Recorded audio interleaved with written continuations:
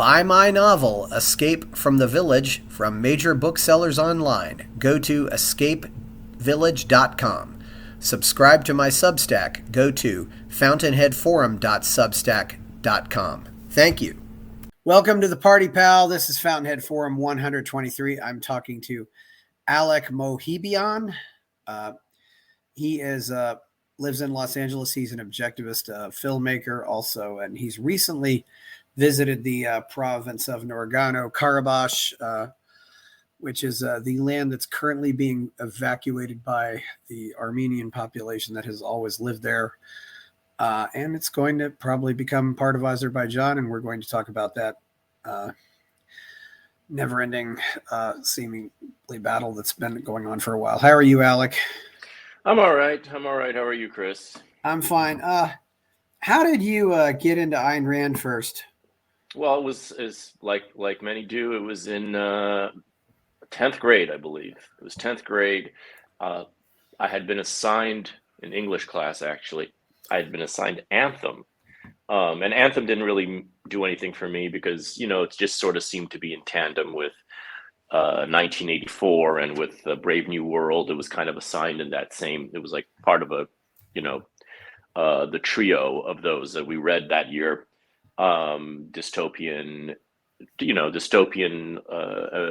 fantasies, which they weren't quite as direct enough to make an impact on me. But I was getting into politics that year. I was getting into political writing. I was reading books by P.J. O'Rourke and Thomas Sowell, getting really into the kind of conservative, heterodox view of all these issues that in school were taught one way, and which in these books were presented in a completely different manner, which was thrilling to me. And so I got very curious about capitalism as a good thing, possibly. And when I brought it up to my English teacher, just as a random conversation, he was saying, well, Ayn Rand, whose book we just read in class, she wrote a book on capitalism, a pro-capitalism book. And he told me about Capitalism, the Unknown Ideal. And that's the first Ayn Rand book that I kind of read on my own. And that was the one that kind of blew my mind. So from there, it was just, I got into everything. Strangely enough, her only novel I didn't read. Well, I didn't read We the Living. And I didn't read The Fountainhead. I went straight to Atlas Shrugged because I felt like I wanted to go straight for the hard difficulty mode, the kind of like play it on hard mode. And I skipped over Fountainhead until just a couple of years ago. I reread it for the show, the Perfume Nationalist, and that was a great experience. But I went really deep from there, really fast. Yeah. Capitalism, the Unknown Ideal is a great book. Yeah. And Jack was a great guest too. I was really, his take on the Fountainhead is really, yeah. You had a very interesting, you certainly, you're not really typical of a lot of people who are into Ayn Rand. Maybe that's because you started with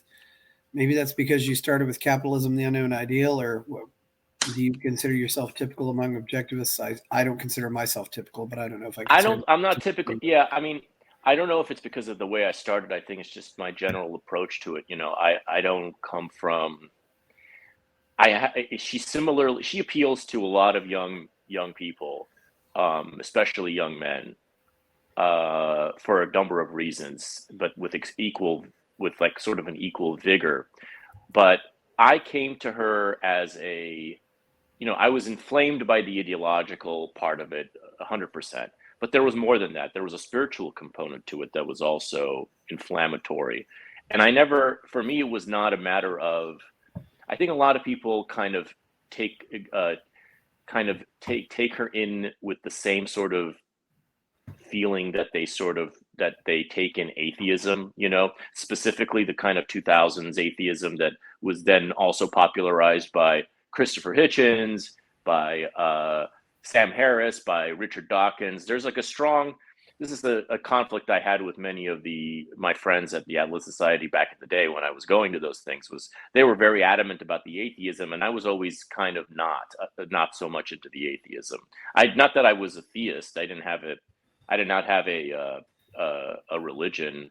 I just felt like atheism wasn't the answer, and that wasn't the part that excited me. So I just have a very idiosyncratic, I think, avenue toward her. And for me, she plays a kind of role that is a little bit more, is a little bit harder to pin down perhaps than the more like standard issue, objectivist type of fan.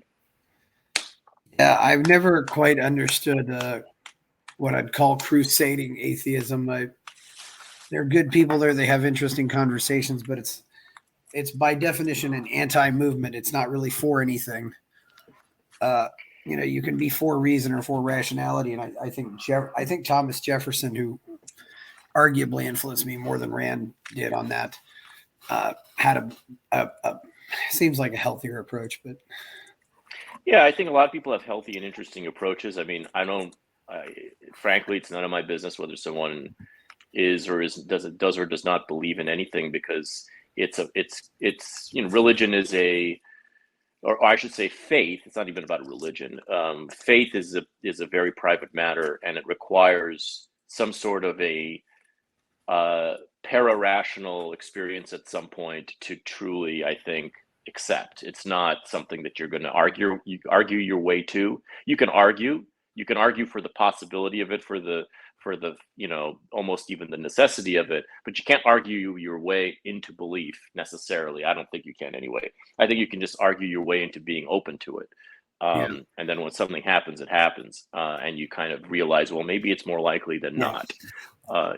So it's a private matter, but the crusading element always seemed a little try hard to me, because it's just, what are you so, I think the crusading element is the kind of foolish part of not just objectivism, orthodox objectivism, but of any similar kind of rational philosophy or movement, where you kind of you overestimate just how evil the mere existence of religious faith is. People get really worked up about it, especially in the 2000s because of the Islamic terrorism.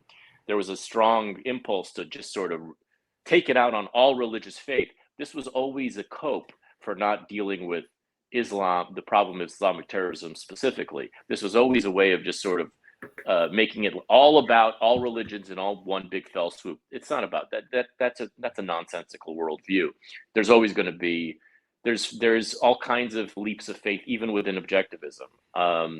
There's no way around that, and there's no way you can't really scrub that out of people. So I always felt like that was just a kind of immaturity in the movement. But all of these movements are limited in some way. Yeah, there's a lot of what I would call try-hardism in objectivism, unfortunately. So now let's get to the nitty-gritty here. You went to the Caucasus region. Yeah. And can you tell us a little bit about that trip? Well, I've been many times. I have a deep relationship there. I'm not from I'm an Armenian, 100% Armenian from actually not the Caucasus region, but from the more Anatolia region, the part that was genocided in 1915. My ancestral homelands are all in what is now modern day Turkey. My folks were, I'm the descendant of orphans who survived and who somehow ended up mostly in Bulgaria. One strain of my family ended up in Marseille. So I come from there. My folks were both Armenians from Bulgaria who met in Hollywood, in Little Armenia in Hollywood, in the 60s when they emigrated here. So, but through friends and through friends, basically, I started visiting modern day Armenia, which is the eastern part of Armenia that was protected, basically defended from the Turks during the genocide, and then became an independent republic at a much larger size than it currently is. And for about 2 years, a fascinating story, 2-3 years of being an independent republic with a very, very impressive and liberal constitution, a very impressive achievement, really, in statecraft, but short-lived for tragic reasons, became part of the Soviet Union as early as 1921. So that republic, the Republic of Armenia was a Soviet republic for 70 years, gained its independence in 91, and one of the things that kind of spurred the collapse of the Soviet Union was a movement within a majority Armenian area known as Nagorno-Karabakh, which had been carved away from Armenia and given to Soviet Azerbaijan by Josef Stalin, because he wanted to have as much ethnic division as possible to kind of keep people. It was part of his kind of divide and conquer strategy in the 20s and 30s, and so that ethnic oblast, which had very good reasons for wanting to become part of Armenia, wanting to become independent, certainly from Azerbaijan, because there had been pogroms against Armenians in Azerbaijan. Azerbaijanis they're not exactly the same as Turks, but they're a sort of Turkic tribe who feels themselves brothers to the Turks, and there had been all kinds of conflicts. They had committed pogroms, and so a war erupted because Azerbaijan would not accept Karabakh's independence from its own kind of post-Soviet statehood, and a war erupted for several years, which the Armenians of Karabakh prevailed in, but the world refused to recognize that victory. And 30 years later, just a few years ago, Azerbaijan invaded and has basically now driven all the Armenians from that land, like 100% of them. Yeah, there's I've seen pictures, the cars evacuating. It's very sad. It doesn't look like there's going to be any, at least it's not going to, it looks like it's going on peacefully, but it's definitely not something we not the outcome. And it sounds like to me from what you're saying, the present day Armenia, there was a lot more. What about that other region on the west side? Was that also part of Armenia, or that's an interesting history there too? I think that was part of Armenia. Nakhichevan was part of Armenia, and then I'm not an expert on this, so I shouldn't be. But I think basically the thing is that they gave Nakhichevan was part of Armenia, and Karabakh was part of Azerbaijan. That was kind of their way of carving it up. I'm not quite sure about the politics of Nakhichevan, because I don't even know to what degree it's not an equal scenario, because I don't think anyone's living there.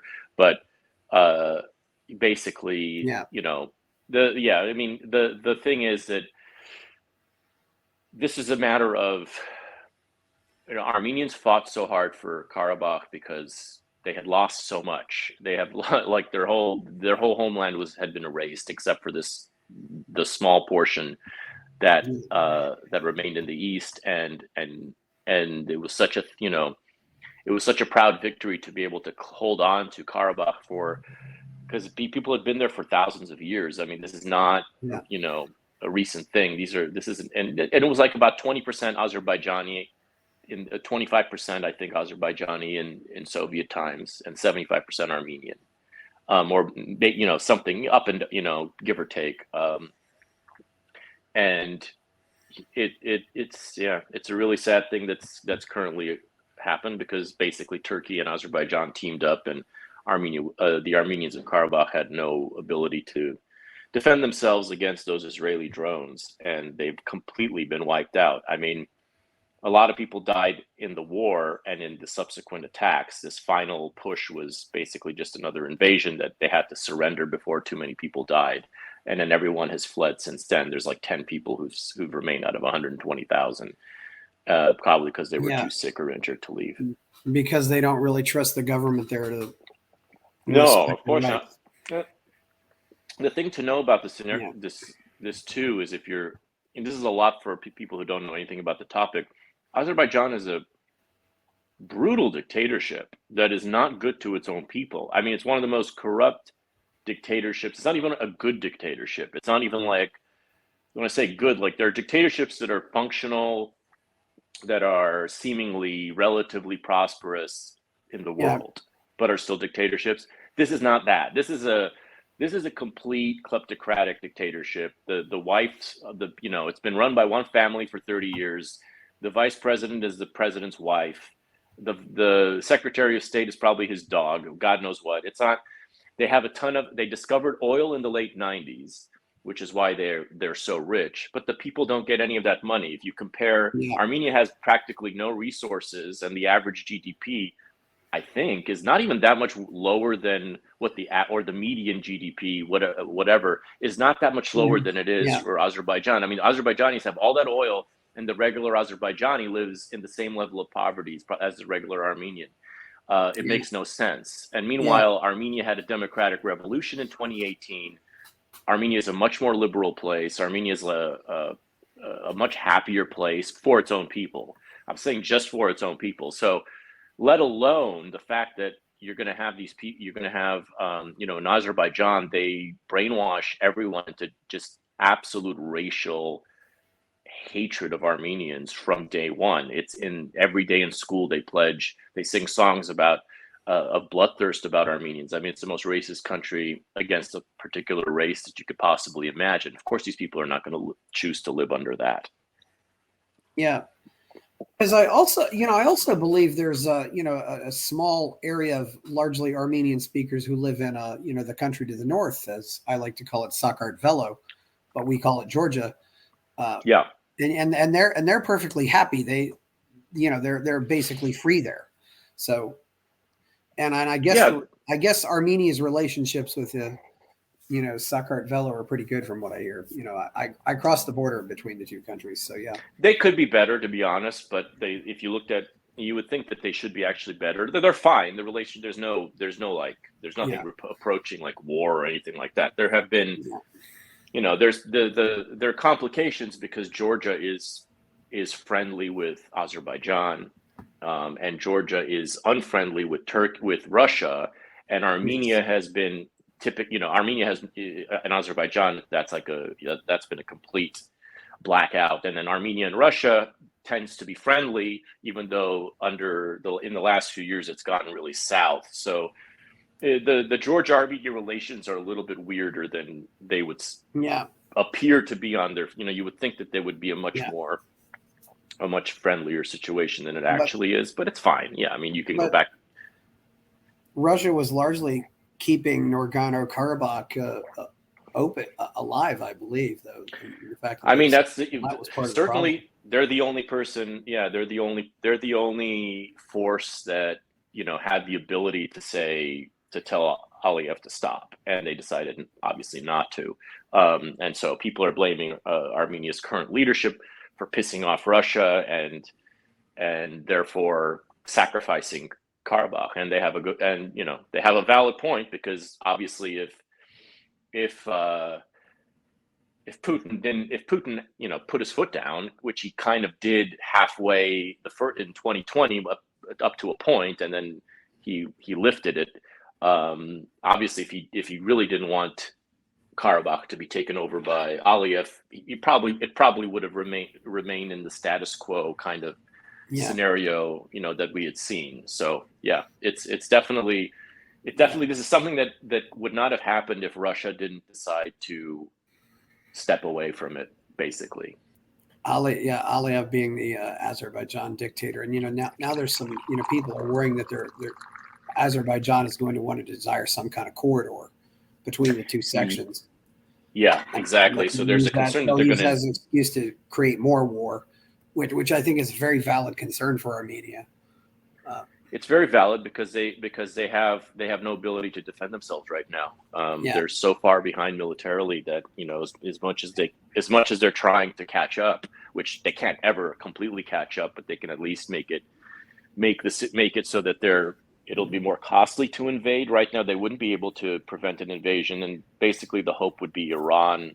This is where it gets even more complicated. Iran is probably Armenia's best bet in terms of preventing Turkey and Azerbaijan from invading Armenia proper and establishing their corridor.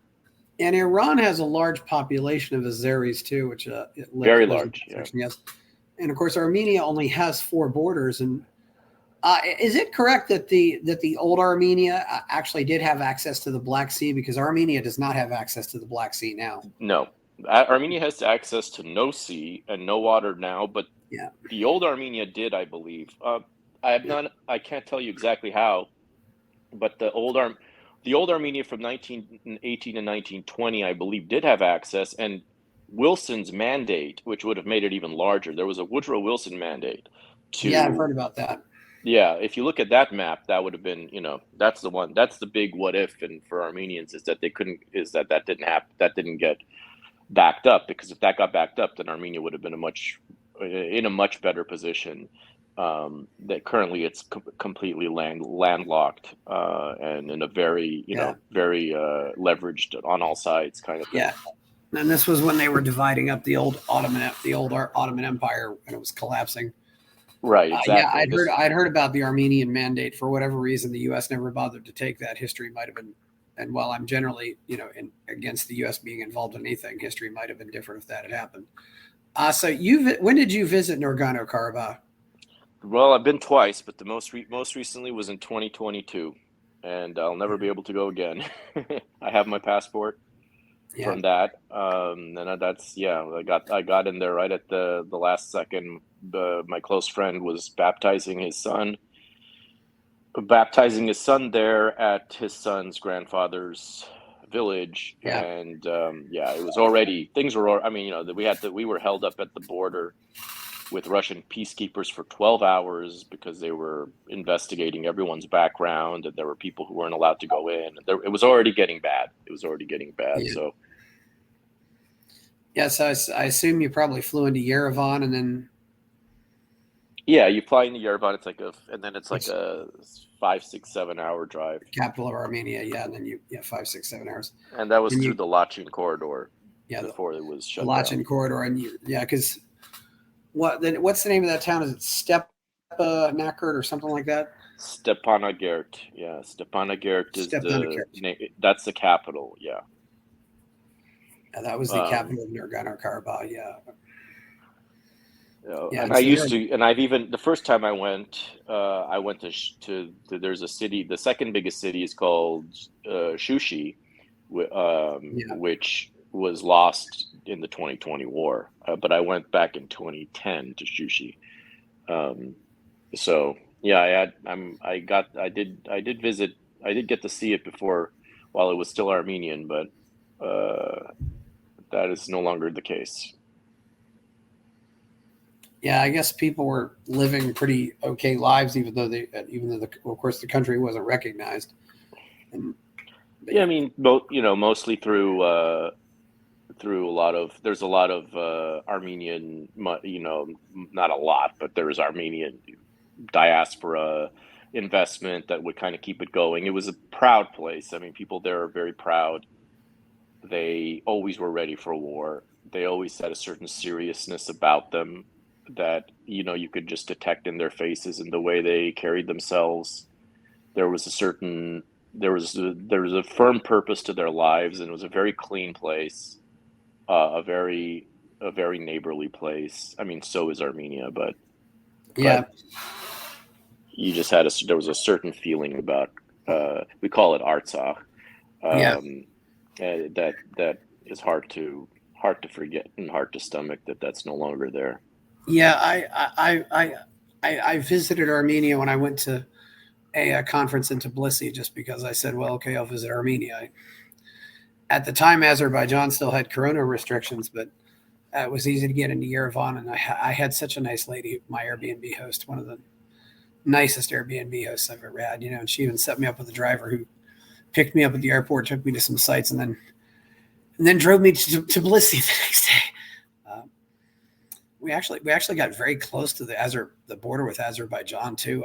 On our way, we went by Lake Savan, and then we went up a road through Dilijan, and that way, so we got close to the border there. And so it's Dilijan's a pretty place. Yeah, it's a beautiful country. Lake Savan and places like that. Yeah, definitely. And Savan too. Yeah. There's a lot of beauty there. I'd love to go back to the Caucasus region, just take in more of the sites. Those. And it sounds like to me, though, this was only made possible because Azerbaijan has all this oil money. Yeah, that basically is what it is. I mean, Azerbaijan, look at their relative GDPs. They have Yeah.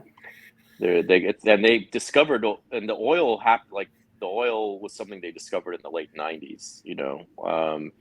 It's crazy how this existence of oil just basically rules everything, and makes all these decisions. And yeah, British Petroleum is all up in there. The Azerbaijan and the Aliyev dictatorship has the backing of the UK, even though it's always, we always look at things from an outsider perspective differently than the insiders look at things. When if you talk from the outside, everyone says, well, clearly Aliyev is a puppet of the UK. From the inside, when you talk to ambassadors and stuff, they'll tell you, he's much, because of that oil, he's much more of an independent actor than anybody wishes he was. He's not necessarily somebody that they love. He's not necessarily somebody that can be controlled as easily as one might hope. Someone like that could be controlled, because it would probably be for the better. Yeah, it's quite unfortunate. So what else did you see in Nagorno-Karabakh? I've seen all the sites. I've seen Yeah. that monument of the two faces, the male face and the female, that very particular monument. Yeah. That's on my Instagram. It's like, I don't even have a specific. It's a very mountain. It's called Mount Nagorno-Karabakh is. There's many different translations of it. There's Black Garden. There's also, it's a mountainous place, so it's very silvery and mountain. It's like very high. You feel like you're just in this weird mountain highlands. It's a kind of a magical place, really. Yeah. So, yeah, What was it? It said it took you 12 hours to get in. Was it any kind of trouble getting out, or? No, getting out wasn't a problem. It was just the getting in, because of the Russian checkpoint and everybody being heavily screened. That was a bit of a disaster, because some people. Yeah, but I have a U.S. passport, so I had to stay behind. I had to be heavily screened. It's just a mess. It's just a giant mess, and now it's gone completely, and I don't see how anyone's going to return, no matter how much movement there's going to be, no matter how much effort there will be to giving people a right to return. I don't see who's going to actually return to live under the Aliyev regime. It just doesn't make any sense. Yeah. Even though it's probably better historically for people to try, because you don't want to give up, your presence if you can help it. Yeah. Well, you get your own passport stamp. Yeah, you have to get your own passport. So it's like, it's like you got a passport stamp from a country that isn't recognized by anybody. It's not a stamp so much as it's a visa. It's like its own little visa. I don't think they stamp the passport. I think they give you I have like a whole visa. Oh yeah.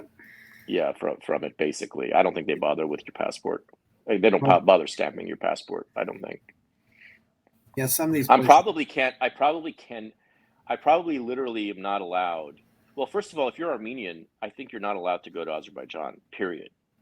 Doesn't matter where, what.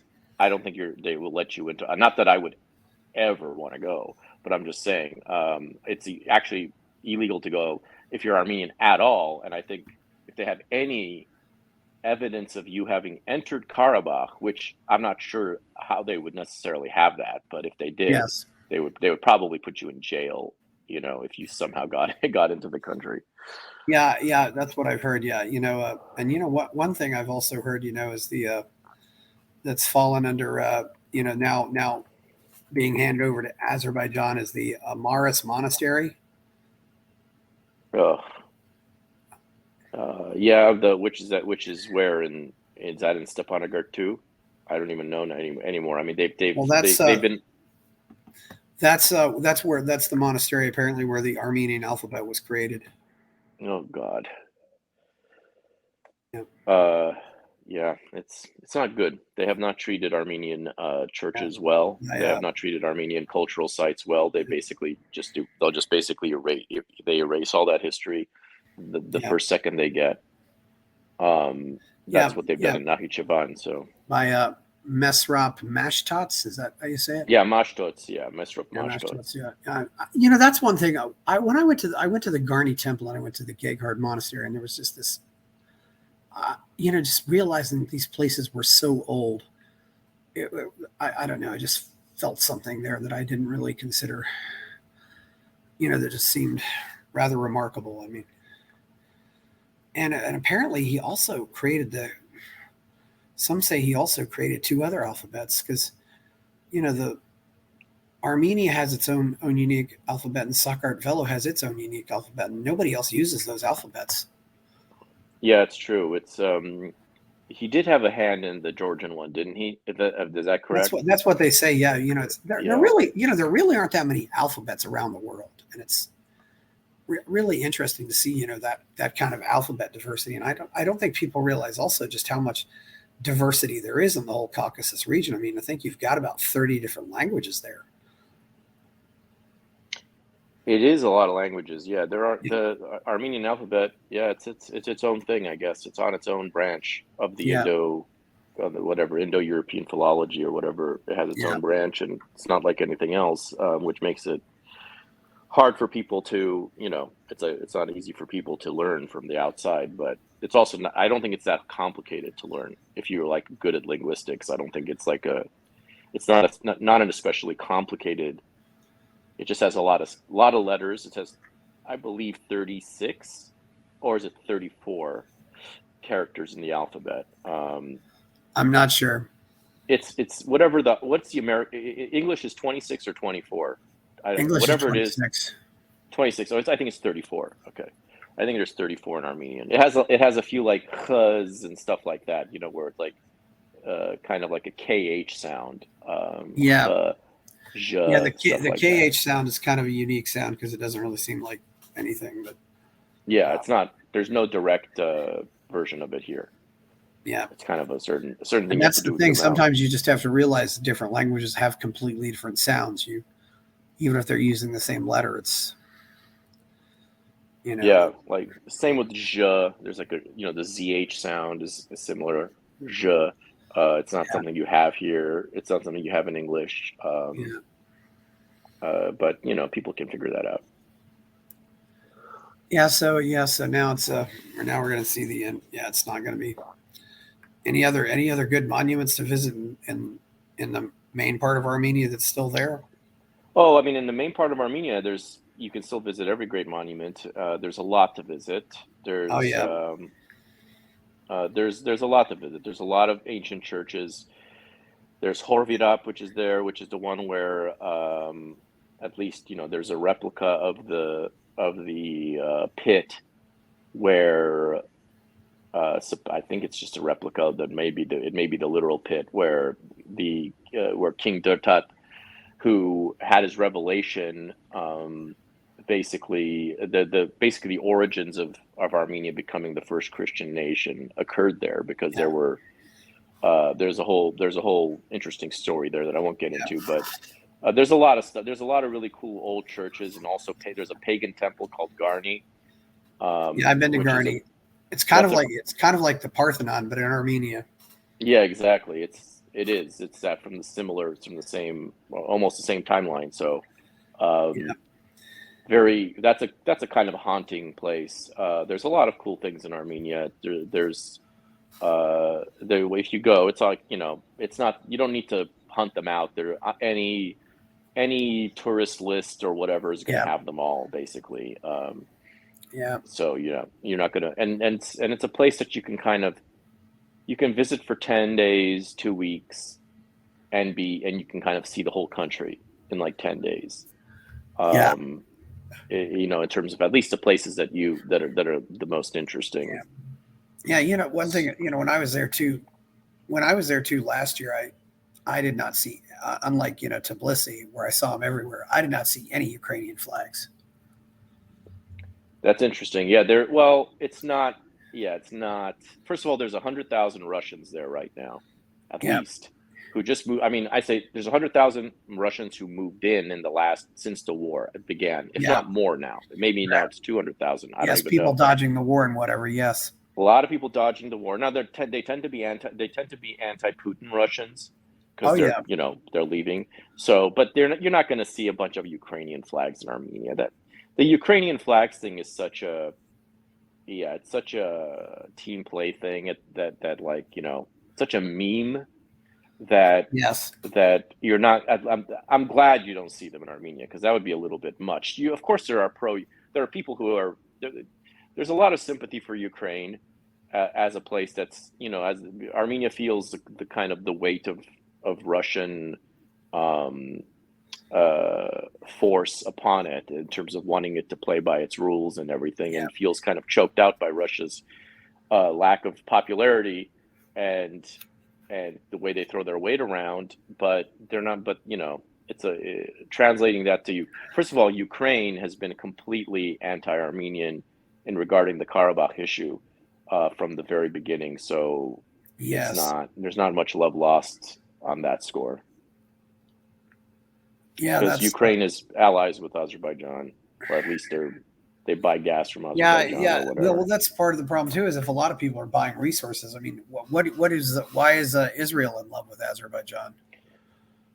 Well, they're in love because they sell weapons, they buy gas, and they use Azerbaijan as a proxy to spy on Iran, basically. Yeah. So they are in love, and they send a lot of those drones, a lot of shipments of those drones that ended up killing Armenians in the war and were decisive in that battle. It's really sad, really hard thing to stomach. Yeah, so really, Armenia's best, and obviously,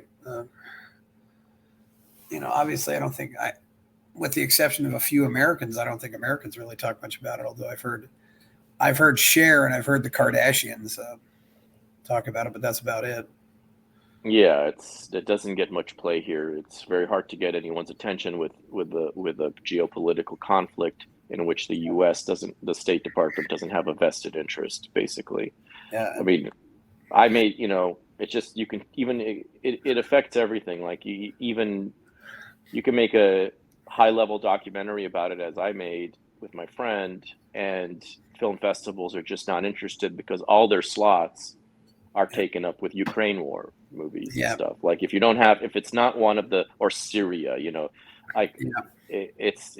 it really affects the agenda from the U.S. government affects far more than people are aware. Yeah. How many films have you made? Let's see. Feature films, it would be Tell us about one, two. The first one was called 1915, and it's a psychological mystery set on the 100th anniversary of the Armenian genocide in 2015 in the LA theater. And it's about a guy putting on a play to bring the ghosts of the past back to life and deal with this like what the meaning of this thing is. Yeah. This historical crime that is denied. What's the reality of it? What does it mean? Yeah. What does it mean to the people living in its shadow? That's what that movie's about. And then I made a documentary, a very cinematic documentary about the revolution in Armenia in 2018 called I Am Not Alone. You can see that on any platform. Yeah. Are these all in Armenian or are they in English? No, they're in English. I mean, the I Am Not Alone is mostly in Armenian with subtitles because the characters are, like the current prime minister of Armenia, the former prime minister of Armenia, the police chief who was the police chief who switched sides in the middle of the revolution, or like who ended up being a switching sides. There's all these fascinating characters who are Armenian, and so we can only talk to them in Armenian, but our language is English. So and also there's a movie about the war in Karabakh we made called Invisible Republic, which you can see on invisiblerepublicfilm.com. Yeah, and it'll be on platforms soon. Yeah, what if you don't mind me asking, what did a lot of these films cost you? Well, they're all they're all made on like low budget, but whatever it takes to make it look good. They were all under $1 million. Yeah. well under $1 million.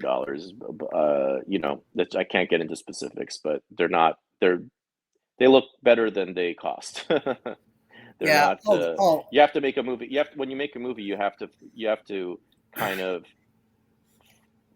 craft the movie around what your budget's going to be, and so that you can make it look as good as it can. You can make it look like a big budget movie for what it is, basically. Not that you don't want to look like a small budget movie. Yeah, that's the key. But I know people who made, and I've seen people make movies for $5,500 that look good. I mean, you don't have to spend a lot of money to make a good movie. No, you need. That's the key. You don't. That's the key. You don't want a self-published book to look like it's self-published. You don't want an independent movie to look like it's independent. You want it. Yeah, it's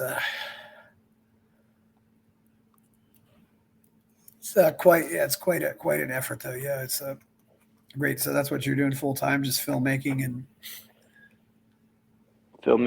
my show, Filthy Armenian Adventures. Yeah. And also the Back Wall, which is about sports. That's pretty much, yeah. And then there's some stuff on the side as well. Yeah. Speaking of sports, thanks for giving me that tip about Trevor Bauer. That was horrible. Yeah. Isn't it though? There's so many of these things popping up. Oh yeah. Make the false accusation and then, it's not true. Well, we did all this damage anyway. It's like, yeah, maybe you shouldn't do all the damage, ending the guy's career, as you pointed out, probably cost the Dodgers the World Series. But it's so maddening because now I can see it happening in real time. When it just happened with Mel Tucker, the coach of Michigan State football, who's going to get fired, but who's going to be vindicated, who's already being vindicated as we speak. I mean, as it happened, I already knew he was innocent, but he was already too late. It's like the wheels were in motion.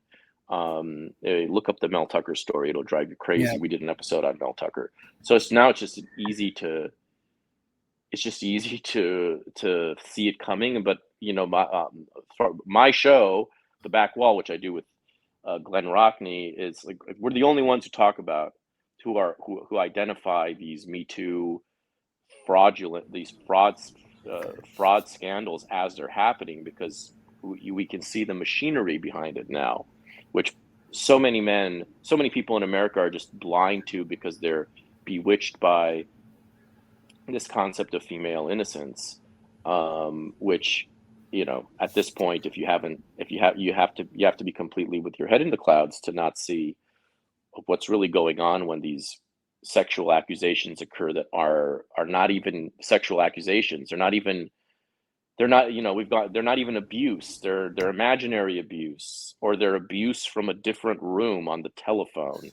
It's like, it's not even, the accusations are not even vivid anymore. It's like, yeah, it's become so cheap.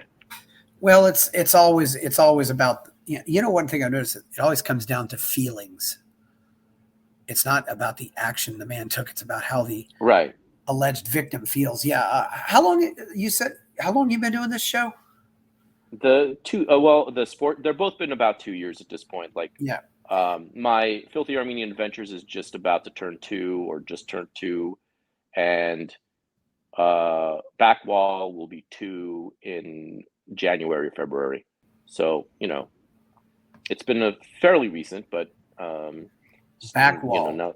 The Back Wall, yeah. The Back Wall, yeah, and this is all dealing with false accusations against men, I guess, yeah. I mean, it's all kinds of sports scandals. It's not just that. It's been gambling things. It's been anything, all kinds of. It's basically the kind of this literary cultural review of the big sports games or scandals in history, and including the ones that are happening as we speak. So that's kind of it's taken on this one of the things we do now, we find ourselves doing, is just taking on these Me Too things as they come down the pike, because there's so many of them when you're not ignoring them. Yeah, there are so many of me. And, I think also you have to remember too, let's just think about how often things like this happen, say in social circles. where it may not be anybody, like somebody, shows up at a conference and then somebody says something to conference organizers or stuff like that. There's a lot of things. Glenn Rockney, not spelled the same, but no relation to Newt Rockney. Yeah. No, not spelled the same. No relation. That's a stage name anyway. But yeah. Yeah, you probably need to do that. Probably need to use a stage name for something like this. Well, I'm out there. Everyone knows my name, but I don't care. I mean, one of the episodes we did was about Jerry Sandusky, who, if you know that name, that's like the one. Oh yes. The one name everybody knows as well. That one actually happened. That one was real. You think Sandusky's innocent? I do now. John Ziegler. Yes, I've had him on here. Yes, he's been adamant about that. I started when we first talked about the issue. I thought, oh, this is probably revisionism or trutherism, or this sounds like a conspiracy theory. Blah blah blah. We had somebody on who was not John Ziegler and who was kind of trying to present John Ziegler's view of things. Then we had John Ziegler on, and then I looked into it, and I looked into everything he claimed. I am convinced that he's innocent now. I'm convinced, and we had him on for 3 hours. That's a free episode too. You can check out if you didn't discuss it with him specifically. This topic is truly mind blowing because it has all the check marks. It has all the keys to creating a kind of a witch hunt, up and down, and it mainly requires people not to want to look into it. Most people hear something like this and they instantly, on the faintest evidence that's not even itself evidence, but just on the faintest of testimonies, people will be like, oh, lock them up. Whereas if you dig into it like John did, it's all smoke and mirrors all the way down, and the guy truly is. It does feel like he just doesn't even know. He doesn't even know what he's accused of. He doesn't even know. Like he seems completely railroaded mentally by the whole thing. It's just a very sad thing, and it seems like it was an absolute money grab, gold digging attempt by certain people, which everyone else kind of fell in line with when they saw the money bags. And not only that, it seems physically impossible that he did what he did. It's just on every way you flip it, it's a horrible. Yeah. It seems like an absolute travesty, to be honest. I have yet to find a single hole in the case that John Ziegler makes. So yeah, Jerry Sandusky, I would say, is innocent. Yeah. So go figure. That's always one thing I do want, yeah. I think sometimes, especially with sports, our biases come out. As I've said, being originally from West Virginia, we grew up hating Penn State, and it becomes, so you go into this confirmation bias. But the thing I've always wondered about is if I'm in a place and I see if I'm at my workplace and I see somebody doing something inappropriate with a child, I'm not going to my boss. I'm calling the police. Right. And if I'm that boss, and if I'm that boss and my employee sees something like that happen and comes to me, I'm gonna get on the phone, dial the police, and then I'm gonna hand him the phone. I said, you tell him what you saw, because Joe Paterno can't report a crime he didn't see. I don't know what the motivation was in that, but it just seemed it's always unfortunate, but just where I don't know what the agenda would have been, but I think certainly it seems like to me there's a lot of virtue signaling out there, and just you have to prosecute a bad guy to make yourself look good. But it's sports. But I noticed you looked at things like Duke lacrosse and other, Duke lacrosse was a complete mess too. Yeah, that was. Yeah, when we know that, that's known because Duke lacrosse has a bunch of young kids with parents with money with there's a lot going. They had the power to fight back ultimately, but Jerry Sandusky has none of that because he's just an old white guy who nobody wants any part to touch. And people obviously didn't want Joe Paterno's legacy to be tarnished, so there was something about that. But in terms of Jerry Sandusky, everyone's just, nobody wants to touch that. Like there's nothing in it for anyone to defend him except for the truth. So he's rotting in jail for nothing, basically. It's really sad, and it's not it makes you angry when you dig into it, really, because people just don't have the time. I mean, investigating crimes and stuff like this takes a lot of work. It does. We all got to take care of our kids and all that stuff. That's why we trust the professionals to do it, but the professionals are the worst of the worst because they're just looking for a moral crusade. It's really sad. Yeah, it is sad. I wonder why does something else, like, why are there people who still deny a genocide? That's the question I ask. I don't understand. It seems like everybody's just trying to push an agenda. They don't want to.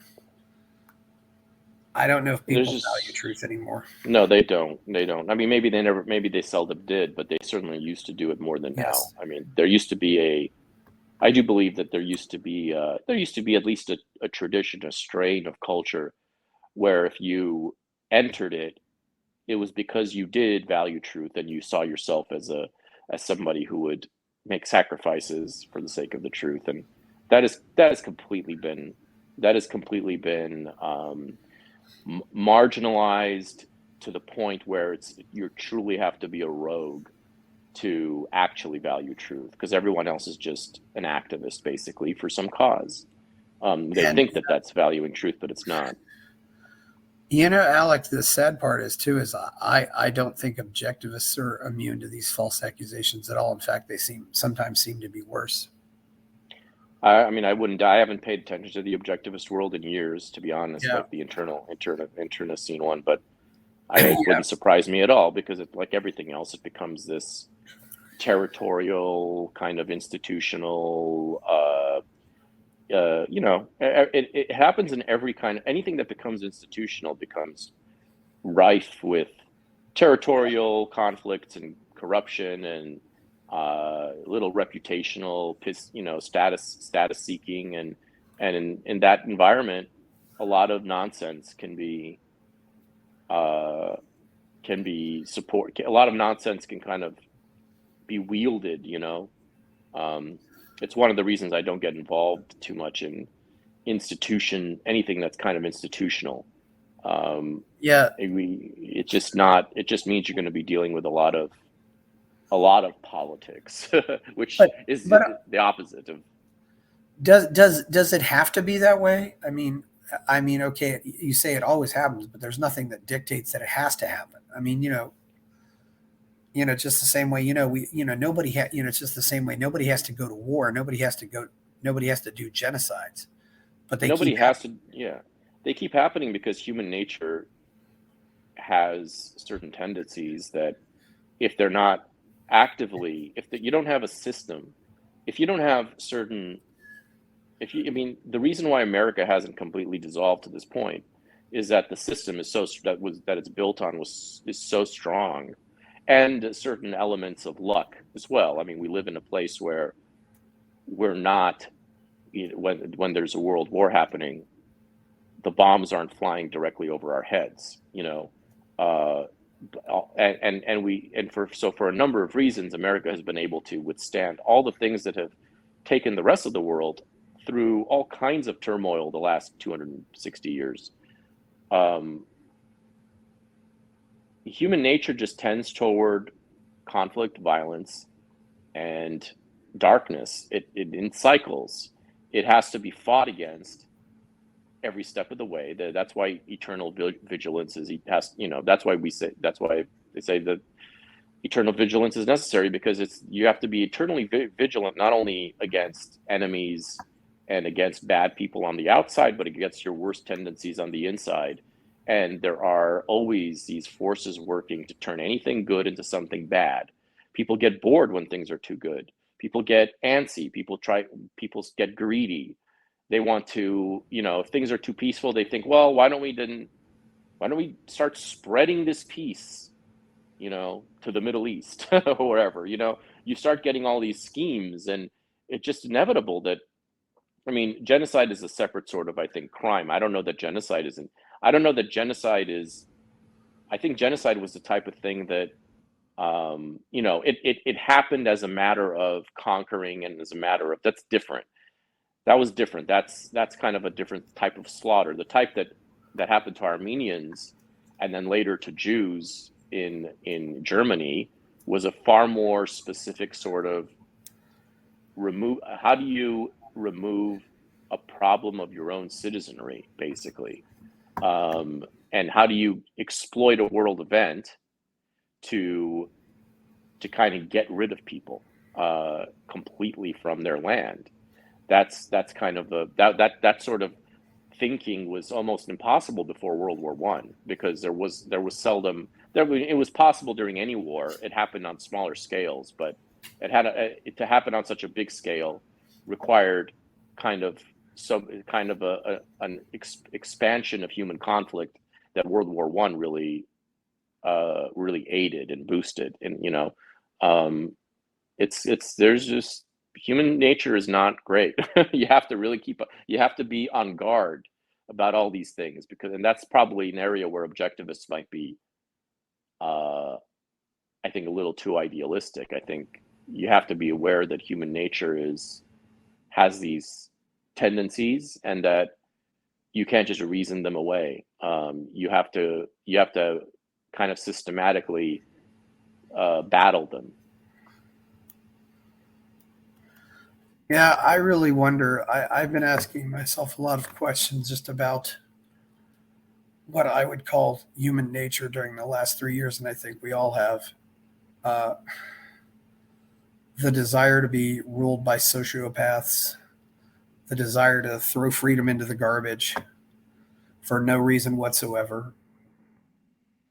Certainly you've probably been asking yourselves questions like this, and I also just ask myself, does everybody need to hate somebody? Do the Azeris need to hate Armenians? Do the Armenians need to hate Azeris? Do Americans need to hate immigrants? Do French people need?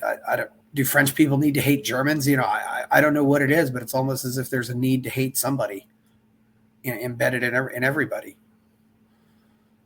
Also, there's just there's also just like the weight of history all the time, which if you forget it at your own peril. And then if you remember it too much, you're trapped in the script. You're trapped in that hate script. It's a really hard thing to figure out. That's why, to me, I look at who are the leaders, who are the people who, to me, the only leaders who matter are the ones who are able to find a way around over these problems, at a particular time when two forces are about to collide, two historical forces are about to collide again. Let's look at how it was avoided and study that. Study that avoidance and see how that can be. See what you can do this time to avoid that, because that has happened. There are ancient conflicts that are no longer at least active, or haven't been active for a very long time. Yeah, and there are conflicts that were created out of kind of thin air by people such as Joseph Stalin. And on purpose, in order to hold on to power. So they go, but you can look at ways in which things didn't exist before, they do now, or they once existed, they don't anymore, and you can look for kind of inspiration there. But it's not easy, because there's always going to be there. It takes kind of two to tango as well. It takes two sides. It takes not just one leader, but two leaders at the same time, operating at the same time. It's very hard. It's very interesting to see how Stalin seemed to and did a lot of really horrible things in the Caucasus region, and it seemed to be a way to drive ethnic hatreds and other things like that. And it's also telling because Stalin himself was Kartvelian. being from there. When Yeah. I was in Tbilisi, they said, "Oh, hey, you can go visit Stalin's house," and I'm like, "Why the hell would I want to go visit Stalin's house? Screw him." It's still something people probably go see, even though he was and there's all this, and I don't know if I mean, it's a lot more complicated there than Yugoslavia ever was when it broke up. All Oh these God, yeah. all these languages and all that stuff, and I don't think Americans realize that at all. The Chechens, the English, that's just wondering, what do you think about Abkhazia and South Ossetia? I don't have an opinion, honestly. I have too many, in general, I'm like, yeah, sure. I support the independent. I support the ones who want to be independent. If they want to be independent, let them be independent. As long as they're not like, their independence isn't tied to some sort of I would say bizarre, I don't know. When it comes to Catalonian independence, for example, I don't know what's happening there exactly. Yeah. I don't know what it's being motivated by, other than maybe, I don't know if that's I get the impulse, but I don't know that it's not just people who have bad ideas wanting to retain, wanting more power. But if it's about something where a basic amount of I don't know. I haven't studied those two regions, so I don't know the ethnic makeup there and what they're really going after. Well, there's all I tend to side with the smaller group if they want to leave a larger group, but sometimes these smaller groups look for support from bigger groups to get their independence. Just the same way the Americans had an alliance with France to break away from England. Of course, that happens all the time. Yeah. I mean, it happens all the time. These little countries are asking big countries for help, and sometimes the big countries help, sometimes they don't. It's very. And Russia has been a large country for a long time. They've sticking their nose into lots of places. I mean, and Russia has never really been a free country either, and I know, there are lots of Russians hanging out in Armenia, and because Armenia seems accepting of them, but they also have the dilemma of, yes, but if they accept us, they're also more likely to extradite us. But so well, that's the thing. Yeah, exactly. It's just it's very tricky because not everybody wants to be Russia. But that doesn't mean that that doesn't mean, just because you don't want to be Russia doesn't mean you have any problems with Russia. It just means you don't want to be Russia. I mean, it's just not the same thing. It's not the same thing. Yeah. Being Armenia and being Russia are not the same thing. Oh yeah, they're not at all incompatible. They're not incompatible as friend. It's very easy to be Russian in Armenia. It's very easy to be Armenian in Russia, theoretically. But when there's not some sort of a racist. There's not some sort of a bad, ill feeling toward just to scapegoat people, but it doesn't mean that it's the same. Like Moscow and Yerevan are very different places. They're very different places, and the question you should always ask yourself is, do we want to? Is the world better without Yerevan? Like, is the world better without Armenia? Is the world the same without Armenia, or is the world a less interesting and less warm place without Armenia? And if it's the latter, which I think most people who are familiar with Armenia would agree, it is the latter, then you would think something is worth preserving, because without it, something is lost. That'll never come back. It can never come back once it's lost. Like that's. I mean, it can come back if there are Armenians who can recreate it, but once that's out, once that's off the map, it's really hard to bring it back. It's really hard, and culturally, even more so than geopolitically. It's like, once that's gone, who's gonna bring it back? It's like it's a 3,000 year, 4,000 year tradition that created it. So it's not like you can just reinstall it by changing something's name. It's just like, if I talk to kids now, they know what it was like, to use a rotary phone. It's a right. There's a lot. Well, it's not even just a rotary phone. It's like, what about do they know what it's like? To use the American example, which you can get a really strong sense of if you read Isabel Patterson, who is a big influence on Ayn Rand. Oh yeah, that's a wonderful book. You should read God of the Machine, but you should also read her other books. You should also read Culture and Liberty, which is like a collection of her essays. You should just read her biography, The Woman in the Dynamo by Stephen Cox. Very big influence on Ayn Rand, and just, basically the godmother of modern libertarianism. And she is a creature of the pioneer West. She grew up under a pioneer family. She had those values, which also animate Knott's Berry Farm in California, the theme park. Walter Knott was basically creating his ode to the capitalist Old West California dream. These things are not, once they're gone, once that thirst for liberty is gone and independence, and once that's all gone, like, where is it going to come back from? It's an entire cultural sensation and desire that, as we see from these spoiled kids who try to ruin everything in America, and who think that Bernie Sanders, once it's gone, once that thing is gone, it's really hard to bring back. It's an entire cultural creation, and we don't want to lose it completely. It's not completely lost in America, but it's getting there. And then once it is, America just becomes unrecognizable. It's not the same thing anymore. So is that a good place to leave it? Yeah. Where do you think if you need to go, what do you think how do you think we can get peace in the Caucasus region? How do you think we can get peace? Yeah, peace. I don't know. I do not know. I mean, it would require, it's above my pay grade. It would require, I think, Turkey to, honestly, there is a few different ways I can see peace happening. One would be if Turkey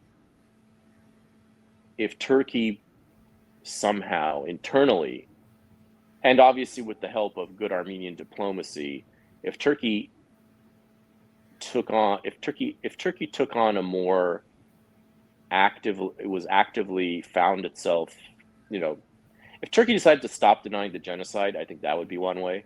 Let's just make it, just to make it really clear. If Turkey literally decided to stop denying the genocide, it would be enormously easier to normalize relations with Armenia in a way that's not gun to head, and in a way that's actually kind of, mutually beneficial, in a way that's not rancorous and not forced. If Turkey had that internal reason for reckoning, which they just don't, they're not, there's a component that does, but it's very small. But if there was somehow that kind of real rapprochement impulse, that would help a lot. That would go a long way. And then the other way would be if the U.S. and Russia stopped being such bitchy little queens about each other. That would be the other way. There has to be a chill between Russia and U.S. relations, and there has to be kind of that would be very important. But beyond that, that would be the most important, because both America and Russia have more influence than anyone else on these forces. So number 3 would be Turkey. So an internal improvement in Turkey's attitude would also be a big factor. I mean, Armenia can do what Armenia can do in terms of becoming much more diplomatically clever, but that's kind of on Armenia's. That's a tall order compared to what can be accomplished if the situation between Russia and the West, and then also, was improved. I think Armenia's really paying the price. Same with Iran, by the way, Iran and the West. If the relationship between Iran and the West was improved, it would just create so much more stability all around. I mean, because because then Israel has no reason to keep sending drones for, like all these things, all these equations change if it's not for these Yeah. eternal conflicts with Iran, Russia, and the West. Yeah. So, good luck with that. What do you think caused you to leave the objectivist movement? Do you think it was also the objectivist fetish for Israel? By the way, I was involved with the objectivism in the 90s. It was hardly there at all. After the World Trade Center, it went nuts. Yeah, it did. It's interesting. It really did take off after the World Trade Center, which is not surprising. I mean, I left it because it stopped. It exhausted to me. It's kind of intellectual offerings. I kind of had figured like, okay, I know what Ayn Rand has to say. I don't need to hear Leonard Peikoff's version, and I don't need to hear the next person's version. The next person, they're all just kind of repeating what she's trying to say, what she said in a better way, what she said in much more forceful and interesting terms and in fiction. So there was just not much for, I enjoyed the people and everything, but I felt like I needed to expand my intellectual education, my intellectual frame of reference. Yeah. I was more interested in literary and artistic endeavors anyway. And, objectivists are ultimately most interested in kind of philosophical debates. I don't really know it's hard to tell what they're interested in, but I do find I do find some of the good people are really good, but then some of the bad people are really bad. That's pretty much how it is. Yeah. And then that's how it is with. And the drama there is, and the drama there is just grade school. It's grade school because it's just a sign of irrelevant. It's like the more detached you are from the centers, from like, the more you're kind of on your own island, the more it becomes, you start acting like, it's like the old joke about how in academics, the fights, the rivalries in academia are so bitter because the stakes are so low. It's like the lower the stakes, the more crazy people get about each other in every little 5 little, millimeters of disagreement. Yeah, it is really kind of a weird thing that happens. Is well, it sounds like you got your projects out there, and we can find you at Filthy Armenian on Twitter and your back wall on Twitter and other things. Is that where we can find you? Yeah, Filthy Armenian on Twitter, at Backwallpod on Twitter. Also Instagram, Filthy Armenian. Well, I've enjoyed having you on here. Chris Matthews said you're a great guy, and I really want to get him on here too, but he's always sick, But poor Chris. Oh, I think he's one of the great scholars of all time. I might just go to Brooklyn and open up the laptop. Said, "You want to film a show here?" And I'll just do it at your kitchen table or something, just to get him on, because I think that much of him. He's a great guy to get. Oh yeah, he'd be great. I have to do that too. I have to at some point. Yeah, well, and I was in LA recently, but I didn't have time to go visit Little Armenia. I'm sorry I didn't do that, but it's actually more Armenians there than Yerevan, right? It's Little Armenia's here. Little Armenia. This is like the older little, like the 60s. This is like the official Little Armenia is in Hollywood, and then Glendale is like the newer Little Armenia, which is much bigger now.